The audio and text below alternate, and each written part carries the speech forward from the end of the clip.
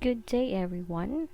So, today we will discuss the first unit for GE 116, Gender and Society. For Unit 1, our topic is about gender and sexuality as a social reality. Okay, for Lesson 1, this is about sex, gender, and sexuality. These are the following lesson objectives that we need to meet at the end of the discussions. First, differentiate sex, gender, and sexuality. Second, discuss the implication of these differences and contemplate about your own sexuality and on the importance of appreciating sexual diversity. Before we proceed to the formal discussion, let us first define these following terms. First, sex. It is the biological aspect of sex, maleness or femaleness. Gender. It is the social interpretation of sex, masculinity, femininity, etc. Sexuality. It is the totality of our own experience of our sex and gender. Sex chromosomes, chromosomal markers that distinguish females from male species. Then intersex, individuals with composite genitals possessing some characteristics of both male and female genitals. We must first comprehend how difficult it is to define and distinguish between sex, gender, and sexuality. Since we will be utilizing these terminologies again in subsequent conversations, having a firm understanding of these ideas is essential. Similarly, there are subtleties in the meanings of these terms that affect the context in which we can use them correctly. We also want to understand how a person's gender is expressed from birth to adulthood as we begin our exploration of gender and sexuality as social realities. Our ultimate objective is to promote awareness of the variety of sexual experiences and expressions that people might have. Before we understand the different concepts, let us first define the word sex. What is sex? From the sources that I've gathered, these are the following definitions of sex. First, it is the biological dimension of your gender and sexuality. It is also referred to as biological sex or physical sex, and sometimes it is often assigned at birth. Sex also refers to the physical differences between people who are male, female, or intersex. A person typically has their sex assigned at birth based on physiological characteristics, including their genitalia and chromosome composition. This assigned sex is called a person's natal sex. Sex assignment typically happens at birth based on anatomical and physiological markers. The male and female genitalia, both the internal and external, are different, and male and female bodies have distinct hormonal and chromosomal makeups. Doctors use these factors to assign natal sex. Also, sex is generally determined at birth according to the baby's chromosomes, gonads, and anatomy. These three features are used to determine biological sex. The biological component of your gender and sexuality is sex. The phrase, which can also be used to refer to biological or physical sex, generally refers to your identity as it relates to your sexual anatomy and physiology, the elements of your body that are important for reproduction and their functions. Examining your genitalia, these are the external organs connected to reproduction or the capacity to bear children, is a common way to determine your sex. The three features are used to determine biological sex. First is the chromosomes. chromosomes are the tiny structures in the cells that house your unique DNA. It is a pair of chromosomes called the sex chromosomes. It determines whether you are a male or a female.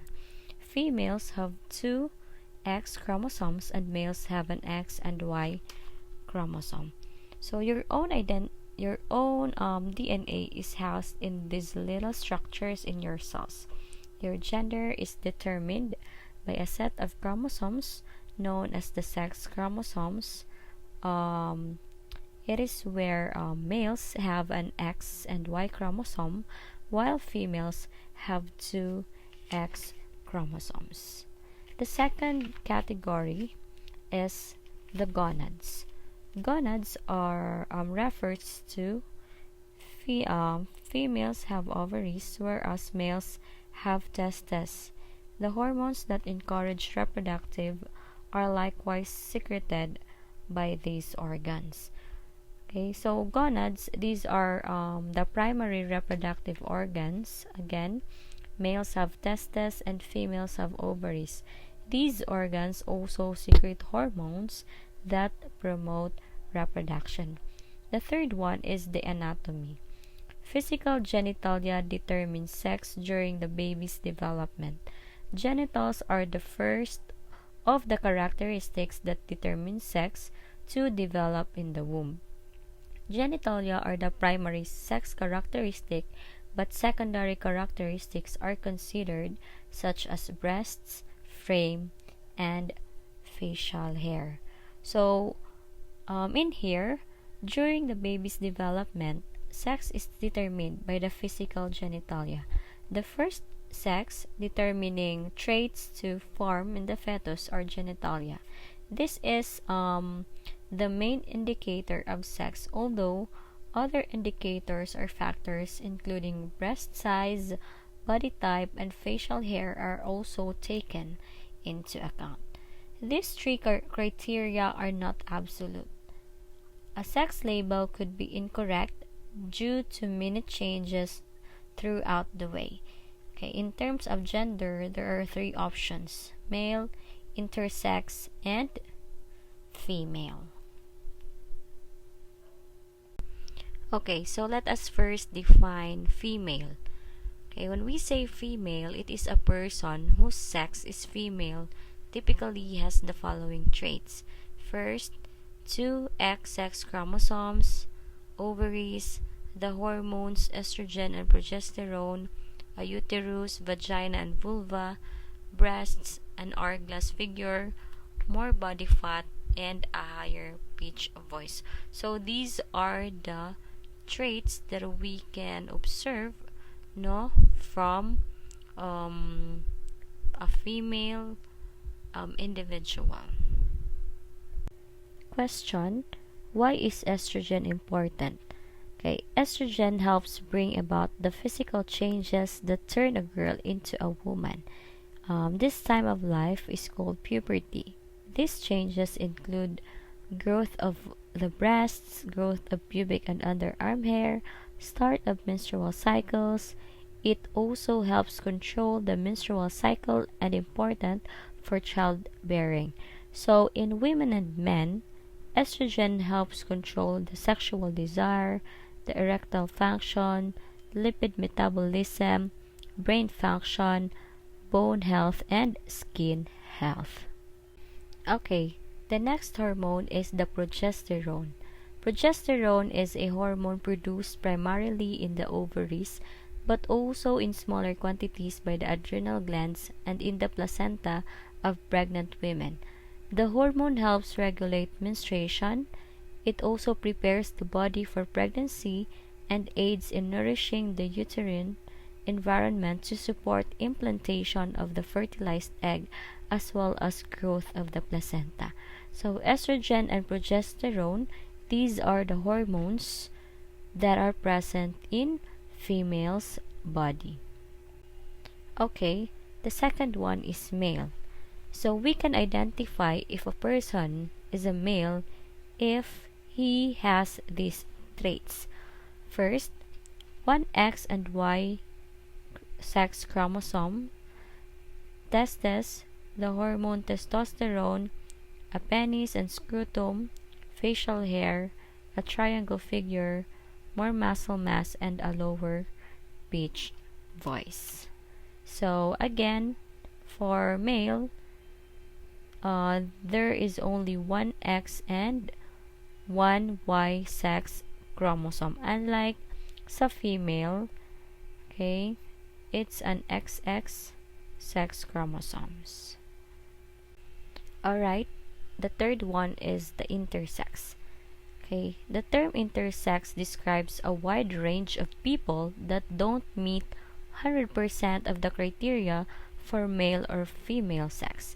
An intersex person is born with or naturally develops characteristics that aren't considered exclusively male or female.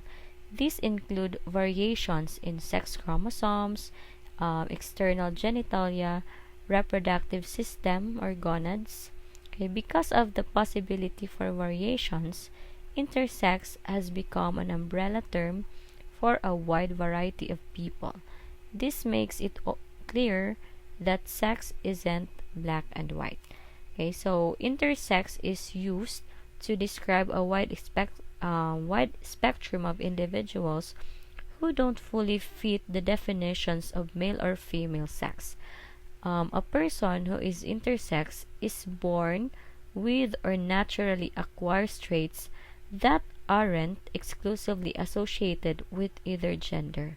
So among these are variances in the sex chromosomes, the outside genitalia, and its reproductive system, gonads. Alright, next is hermaphroditism. Hermaphroditism or intersexuality is a naturally occurring variations in humans and animals, according to American Psychological Association 2006. Okay, so hermaphroditism is also known as intersex.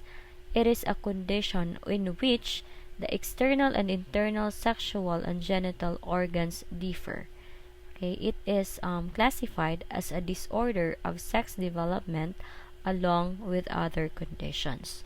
So, according from Britannica, hermaphroditism is the condition of having both male and female reproductive organs. So, in humans, conditions that involve discrepancies between the external genitalia and internal reproductive organs as are described by the term intersex. So again, if we talk about hermaphroditism, it refers to intersex. So what is intersex? It is a condition that is also referred to as disorders of sexual development. So this condition is extremely rare in humans. Again, I will repeat, hermaphroditism again is the condition of having both male and female reproductive organs. So hermaphroditism is also referred to as intersex. It is a condition in which there is a discrepancy between the external and internal sexual and genital organs. It is grouped together with other conditions as a disorder of sex development. Okay, so just like what I have said, this condition is extremely rare in humans.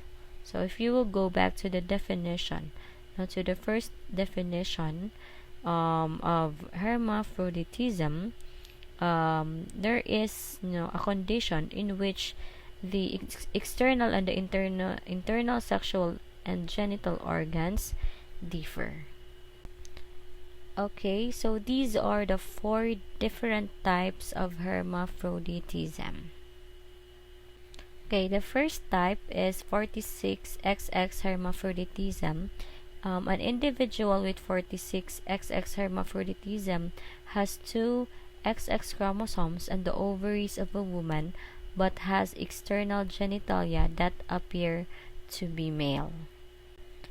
Okay, the second type of hermaphroditism is 46XY. An individual with 46XY hermaphroditism has 1 X and 1 Y chromosome. as is usually seen in males, but the external genitalia are either not completely formed or resemble those of females.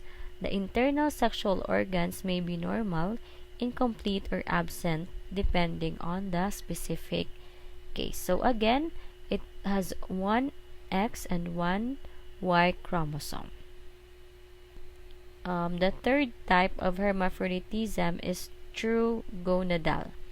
Okay, an individual with true gonadal hermaphroditism has both ovarian and testicular tissue, either in the same gonad, referred to as an ovotestis, or in one ovary and one testis. So some affected individuals have XX chromosomes, others have XY chromosomes, and others have a combination of both. Likewise, the external genitalia can vary in form from male or female to ambiguous. Okay, lastly is the complex hermaphroditism. Okay, complex hermaphroditism involves other disorders of sexual development beyond simple 46XX and 46XY.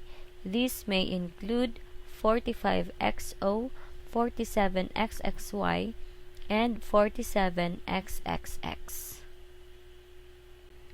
Okay, so these are the signs and symptoms of hermaphroditism. So these include ambiguous genitalia, micropenis, clitoromegaly, labial fusion, undescended testes, hypospadias, electrolyte abnormalities, delayed, absent, or abnormal pubertal changes.